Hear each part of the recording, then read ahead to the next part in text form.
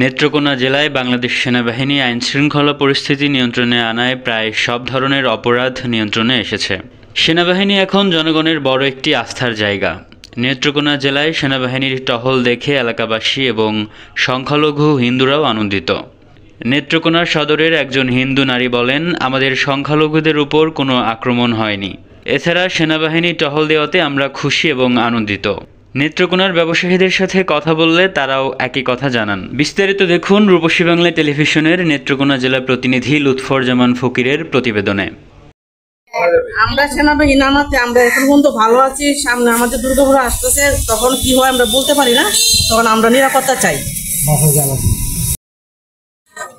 Army নামাতে কলমাকান্দা নেত্রকোনাবাসী অনেক নিরাপদ, আমরা খুশি তাদেরকে তারা নামাতে আইনশৃঙ্খলাবাসী এবং তাদের সহযোগিতা পাচ্ছি। আমরা দেশে সন্ত্রাসী এবং 2 নম্বরী কার্যক্রম বন্ধ।